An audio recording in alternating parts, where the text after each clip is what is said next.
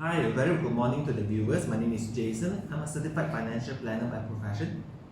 I'm very glad to have this opportunity today to have a quick chat with my friend Zia. Good morning. Morning, Jason. I'm so glad of working with him professionally. Thank you so much for your time. Thank you for having me. Yeah, so for the viewers, a little bit about my friend Zia. Zia's coaching journey began in 2008. As a business person, he has the opportunity to explore and learn from various business ventures. His passion has always been in coaching, and he picked up coaching and training skills along the way from working with various industries such as the logistics, the accountings, the manufacturings. Right? Oh, by the way, Zia, I heard you're going to throw in some free mentoring session for entrepreneurs. Free coaching session. Yeah. Yes. Right. Okay, so stay on. We'll be sharing on some of this info by the end of this session. So how you can eligible for this, right? Right. So let's go to the topic for today. Yeah. We call it the eye in the storm for SME business. So first question is that from what I know in the economy perspective, Right. there are some articles which have been published about the upcoming recessions, and what do you think? How do you see the recovery of the economy in Malaysia, especially for the SMEs business? Okay. Morning, everyone. These are my thoughts. Basically, I think the economy is not going to grow or will feel the recession in the few months to come. In the end of the day, I think we all, as an SME, we have to take the long-term goal or long-term process of planning, because I believe that we've still not really experienced the full impact of this pandemic. The reason I say that is because we are still just came out, or technically we are still in the PKP. MCO is just under the recovery stage. Right. So things are still trying to start up and everything. So we really haven't really felt the full economic impact, because I think people are still being very careful on how they spend money, how they go out and everything. So the new norm we have not really experienced the new norm except for wearing a mask every day. Yeah. Yeah. So I believe that we'll only feel the full economic impact of this in the few months to come.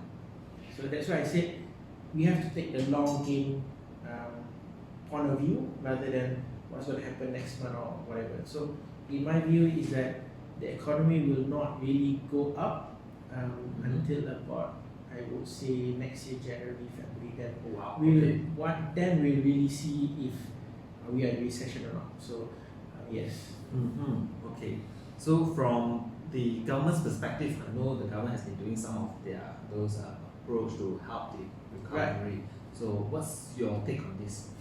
Yes, I think the government has done a really good job into helping a lot of SMEs at current moment, from giving out microloans without collaterals, from BSN, Tekun and things like that.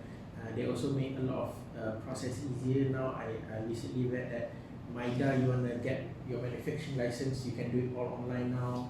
So I think there are a lot of good things that's happening right now, and also if all businesses who are contributing to SOCSO, they are able to get the PSU program subsidy upah, whereby the government helps in terms of paying for salary.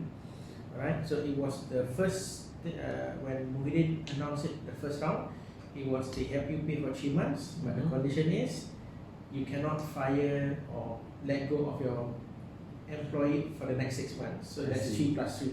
Okay. But now they also come up with another one that is 3 plus 3 plus 3. So they extended another 3 months. So 6 months they'll pay for your salary, and then 3 months off. You cannot fire them. But there's a lot of catch in that, so you must be very careful in reading the fine prints and everything. So if you are in the first program 3 plus 3, right? So we started in March. So just say April, May, June. Okay. So government will help pay salary until June. So June, July, August, September. So if a lot of companies are using this, which a lot of companies have applied, we'll only see another major retrenchment. Hopefully not, but you can see that in October. Okay. September, October. Then because after this 3 months period ends, because now what I see is basically whoever businesses didn't survive, what they did, only close shop. Understand. Alright, so now is the second phase who are surviving. I see. So now is the surviving part. Some will be closing business. So now is that period we want to see. Then is after that is the really the fittest survive. I would say. That's so true. I remember I think the Department of Statistics came up with some stats Recently, yeah. Yeah, can you remember what's the Okay, so if I remember correctly, the Department of Statistics says that we are currently experiencing the highest peak of unemployment rate in Malaysia for the last 30 years. Wow. We are experiencing about 700,000 people unemployed at current moment. 700,000. That's a lot of people. Oh my god, yeah. Okay.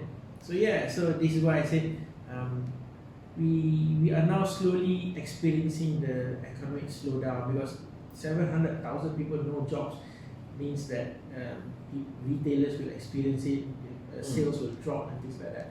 So, and people are still experiencing pay cuts. Okay, alright. Yeah. Okay, let's go a little deeper.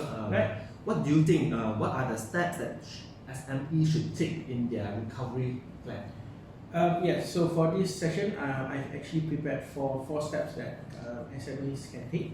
Okay. Right? So I would say step number 1 is really understand and analyze your industry. So once you when I mean analyze your industry is number 1. If you are able to reopen or you're planning to reopen, what are the government SOP that has been in place? So not just normal sanitizers, the QR code, take your care, but what are the SOPs that you really need to adhere from the government? Okay, that says how do you make sure your employees are safe? How do you ensure your customers are safe? Because please remember, if I'm not mistaken, don't quote me on this, if a customer visits a retail shop or any business and he contracted COVID, the company has to pay for the quarantine and everything. Correct. Right? Yes, correct. So that's a very high cost. So be safe. Understand. Right? So understand the government SOP first. Right? Then really look back in what can and cannot you do, because certain things in business right now, things that you cannot do, things you can do. So like anything like close contact, close proximity, everything you cannot do. So it also depends on the industry. Also depends on the industry, yeah. So let's look at gym has just reopened. Alright, but gyms who are just fed up is fine. But gyms who do massive group activities like CrossFit, bootcamp, all that gone. So I know one CrossFit gym that my friend goes to, they recently had to close shop and had to review their business model because CrossFit requires a lot of huddle kind of thing. So because of that, they really have to change the business model right now. So that's one. Look at F&B. So F&B used to be I have a small space, fit as many tables as possible. People have to squeeze in, squeeze out from the shop. Now it's like, how many tables can I put? From 30 tables become 10 tables. Right? So that's a lot of loss of business. Look at cinema. Cinema we still haven't opened. Oh yes, I missed that. Yes. So recently I heard cinema now experiencing a loss of about 2 million ringgit a day. Wow, a lot of it. So yeah, so we have got the wellness industry, service industry. So a lot of industry are really facing this situation right now. So from buying all these equipments and everything. Alright, okay, so first step is basically to understand your industry. That's what you said. What's the second step? Second step I would say is go back to the drawing board. Right, so all my clients, what I suggest is let's look back at our business model canvas. So if you don't know what business model canvas is, please Google it, or you can DM me later. Right, so in this business model canvas, you have the 9 building blocks. So really understand who your customers are. So your customer might now change, the behavior might change. So we look at that. What are the values they are looking at right now? So if you previously you're only giving out superficial values or not really high value, then you must change that. Right? So a lot of things must change from distribution channels. So F&B, now no more people come in and buy. Now it's all about online orders. How do you do that? Food Panda, Grab. So there are a lot of things that change right now. So really look at your business model at the current moment. So that's one. So part of that is look back into your customers and value and your distribution. So how can you leverage from each other to provide the best value for your customers. Okay, I hear you repeating the word value. I think value is the most important. Yes, I Yeah. think value is the most important thing right now. Okay, Yeah. alright. What's else? Yeah, so part of it is another day is how do everyone go digital. So we only see right now is how does F&B go digital? F&B go digital here, F&B go digital. Yeah, F&B can go digital. I mean, it's not easy, it's not hard. Correct. Sign up with Foodpanda, sign up with GrabFood, they'll give you the machine, terminal, people order, counting. Alright. But it's not as easy as that. So, but it is just for that is just for F&B. Look at trainers like me, trainers or trainers, coaches, consultants. Only recently HRF has now agreed to open up trainings, Yes. face-to-face training. Correct. But for the last 3 months, how do they survive? Right? Yeah. And this is something that trainers has been always talking about. How do trainers go digital? How do we make e-learning? Alright, so e-learning concept in Malaysia has always been there, but adoption rate has been very low. But thanks to this pandemic, Correct. everything has sped up. Yeah. Speaking about going digital, I think Yeah. Book Access has been doing quite a great job. Yeah. There have been advertisements on BFM, Right. and the sales really thrive. Yeah, so what I heard is Book Access really wanted to go digital, Yeah. but that was like a 3-4 year plan down the road. Mhm. So there was always that. Mm. But because of the pandemic, they had no choice. They sped up the process. Whatever they planned 3 years down the road, they had to do it now. So from the things that I heard, their sales really spiked up. So that's why I said, in any crisis, in any situation, there always be people making money. Correct. So just look at your industry, look at your business model. How can you make money? Yeah. There is always ways to make money. That It's just- reminds me of the Chinese word crisis. and Yes. opportunity. So crisis is Yeah. one word is danger. Yes. Correct. So if you fall into a danger, so you Yeah. you play the victim card. Oh, I can't open shop. Oh, I can't let go of my stuff. Yeah. Or Mm. be agile, Mhm. right, and look for the opportunity at hand. Yeah. Okay. Right. Okay. Alright. So another thing I would suggest is when you go digital, not just say okay, I go digital, I go Foodpanda. That's it. So going digital, you must understand the omni-channel approach. What's that? So omni-channel approach where you look at multiple approaches of going digital in your terms of sales. How do you Alright. connect your physical sales to your online sales? How do you make them jive together? Okay. So that's number one. And don't just look at social media for advertising. Look at online advertising. How do you do affiliate marketing? How do you do partnership? How do you do strategic line? So there's a lot of ways. So I think I don't think we have time to go into that. But Alright. please research on omnichannel. Okay. Okay. Alright. No problem. And lastly, I would suggest is we look into, again, like I said, value is the most important thing. So what are the values that customers are really looking for right now? So when you really understand the value, so maybe there are some new product and services that you can offer to your customers that previously you didn't offer. Right? Like I know one company who is doing trainings. Okay. When Muhyiddin was saying barbershop can open, then barbershop can open, suddenly next day when I saw his Facebook, he was selling clippers. I'm like, wow, so fast. Correct. Then when reopening, what were people scrambling about? Trying to find the sanitizer. Correct. He was already selling it. So if you be agile enough, if you be fast enough, if you really understand your market, your customers, it's like that. Correct. So that's what you have to be. So agile. meaning to have the foresight and then you take actions fast enough. Yes, not just like, hey, what should we do? Don't know. So don't react to something, but be proactive about it. Okay. So that's second step. Going back to the drawing board. Yes. So that's what's the second. third one? The third step I would say is relook into your financial strategy. Okay. As you know, 3 months, no sales, no money, no pay salary and all that stuff lah.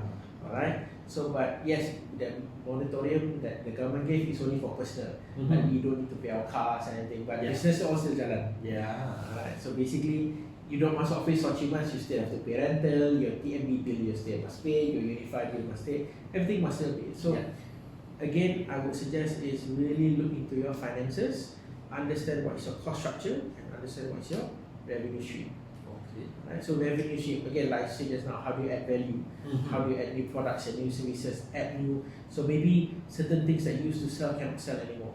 or that portion of revenue has gone down. Okay. So we look at what can you do now to generate the sales. So that's your revenue stream. So add more revenue stream, going Okay. online or different distribution channel. Then look at costs, which is the hardest thing. So how do you look at costs? We negotiate with your landlord for lower rental. We negotiate with your suppliers to get better terms, longer terms. Okay. Alright. Try not to play the price war game, Okay. which is basically Throwing putting your prices? prices as low as possible because Okay. you want to attract customer. Okay. For a really short-term strategy, you can do that, Okay. alright, but it cannot be a long-term strategy because when you slash down your prices, when you give discount, what happens? Your margin goes very low. So when your margin goes very low, then you may have very high sales, but at the end of the day you don't make money. What's the point? So like, I sell for the sake of selling, but I don't make money. What's the point? So basically, you're just helping your manufacturer people make more stuff and sell, but you don't make money. What's the point? Alright, so don't play the price war game. Okay. Add value. Add value. That's the idea. Add value to what you sell. Mm-hmm. Alright, so so another thing I would suggest is look into your cash flow statement. So previously, people only look at profit, sales, and everything, but now we look at cash flow. So understand that everything you sell, money must come in, cash flow must be there. Try to now look at how you can create a reserve for your company, slowly starting from that, things like that. So really understand that part, right? Alright, okay, so that's anything else under finance? Yeah, one more thing. Yeah. Maybe they should do forecasting. Oh, okay. Yes. I think forecasting is very important right now. So really forecast the future, how much sales you need to actually have for you to be able to pay on your what do you call that, your commitments and everything. So really do forecasting. So forecast for how long? Maybe for the next 6 months to 1 year. 6 months to 1 year. Because things will change. I guarantee you things will still change. Correct. So forecasting at least just helps you better understand and better for you to create better strategies. Okay. Alright, so that's step 3, right? Yeah. Finance strategy. Right. And what's the last one? Fourth one. Last one I would say, in businesses what you say is what's our greatest asset? It's our people. Alright, so now with we hear 700,000 people letting go and everything. So really understand how can you maintain your people? Keep them. How do you keep them? Okay. Alright, so a lot of companies have done like cut salaries, retrenchment. Recently I had Asia did a major retrenchment, Malindo did the same thing. Airline industry basically caught up. Yeah. Travel industry. But on the other side, we also need to look at things that you can and cannot do. So as a business owner, I would say that understand the labor law. Don't just say, sorry man, no money to pay you, bye bye, have a nice day. But the labor law is so thick, right? Yeah. So you, I mean, don't be naive and say I didn't know. You can't go to a judge and say I didn't know I cannot do that. So ignorant is not a scapegoat. You cannot go to a judge and say that. Alright. So really understand the labor law. How do you fire someone? How can you able to do retrenchment? Okay. Cutting salary is not just cutting salary. It's not as simple as that. There are processes and procedures. Okay. So since the labor law is such a thick book, right? Right. So what are the 2 key pointers that you think all SMEs should know? Right. So first thing I think number 1 is you cannot force your employees to take unpaid leave. That must be, you have to explain to them and they must voluntarily say, okay, I agree to do that. Alright. So you just say, unpaid leave, force, cannot. That's against the law. Okay. That's number 1. Number 2, cannot just fire someone for no reasons. Right. So to fire someone, again, please check with the necessary professional. This is what, from my understanding, you need 3 warning letters. So if someone did, if employee A did something wrong, so you tell employee A, you did something wrong, this is your warning letter in black and white. Send a black and white warning letter, and then you have to do like coaching or consulting to them. Say, okay, now you've done something wrong. How? This is how what you do, what you cannot do. So you have to make them better employees. Okay. So then they still do. Then you send a second warning letter. Then you do consultation some more. Then you send a third warning letter. Then you do consultation some more. After you have three warning letters and consultation, the employee still did not improve, then you have grounds to fire them.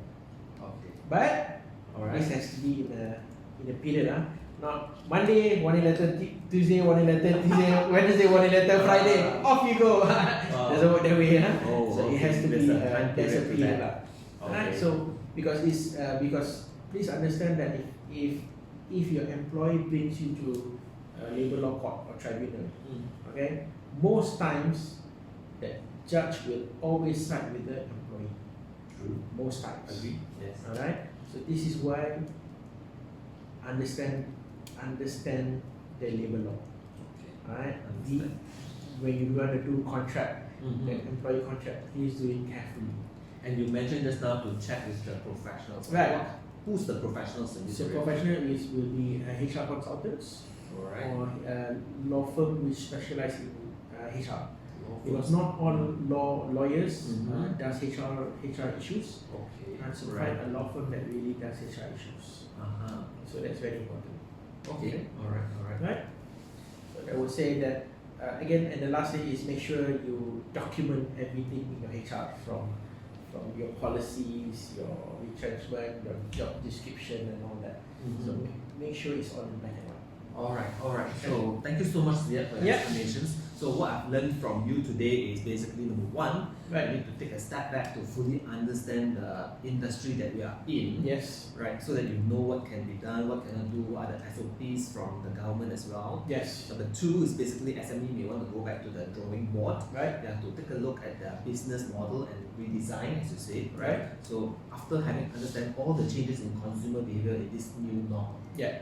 New norm is the trendy word of the day now. Right? Hashtag. Correct. And not forgetting, of course, the financial strategy and the staffing issues. Right. So if I may add from the perspective of insurance, right, for example, COVID-19 have caused many business interruptions. Right. And SMEs should consider having business interruptions insurance as well. Right. And having said that, some industries I know was interrupted by cyber attacks, for example, as well. Right. So SMEs should really get to know about cyber insurance. Right. So yes. So like I said, now everyone is going digital.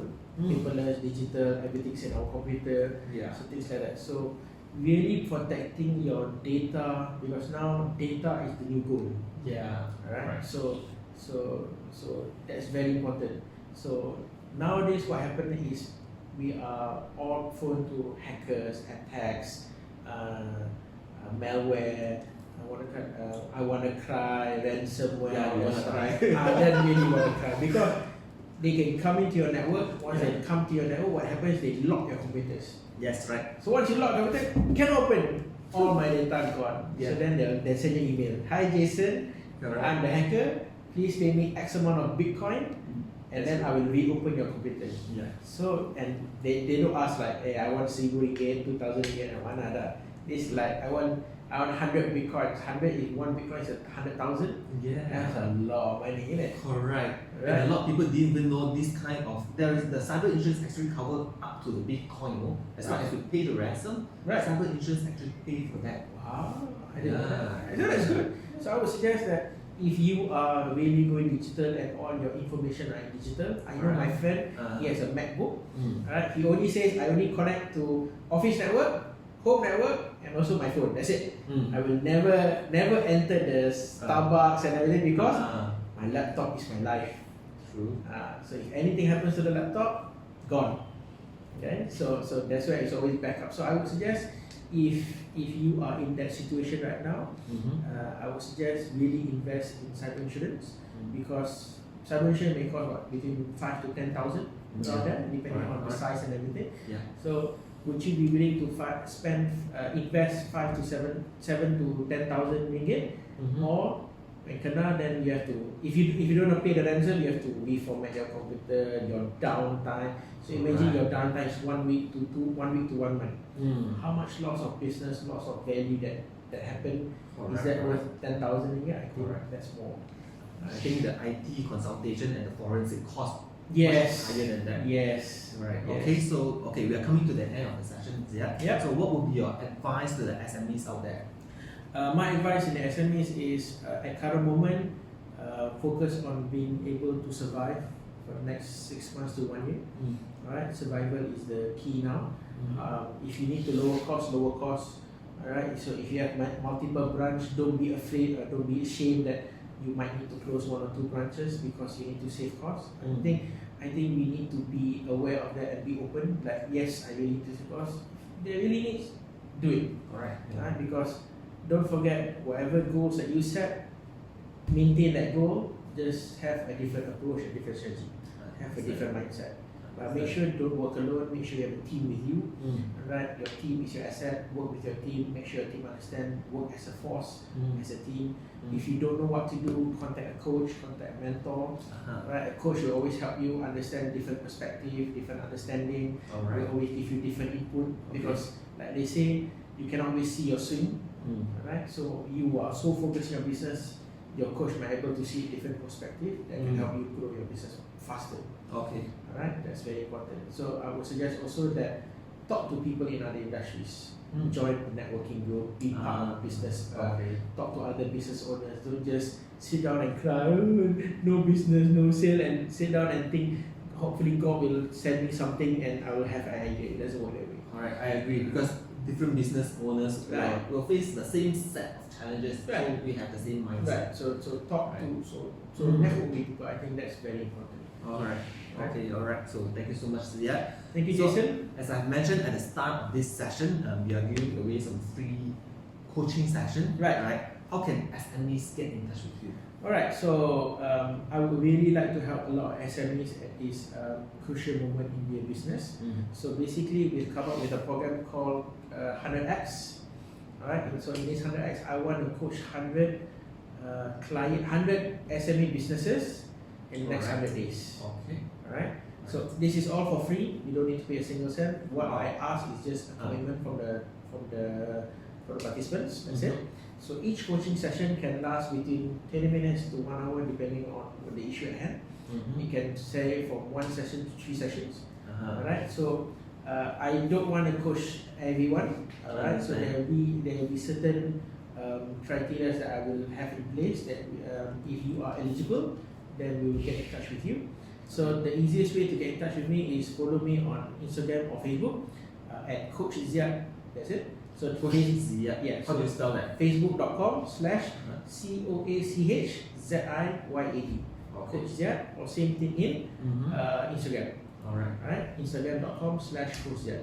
So find me there, send me a DM saying you are interested in this 100X coaching program. Then we'll send you the documentation where you need to fill out. And then from there, if you're eligible, then we'll get in touch with you. Alright, okay. So all the links that we mentioned today will be captioned in this video. Yeah. Right. We have mentioned about the departments of statistics, and I think one more thing that we can go into to find out more is the IMSME. Yes, IMSME. If you need any loans, whatever loans that is available from the government assistance. Okay, so thank you so much once again. Thank you, Jason, for having me today. Thank you for the viewers, and take care and stay safe. Yeah, bye. stay safe. Bye.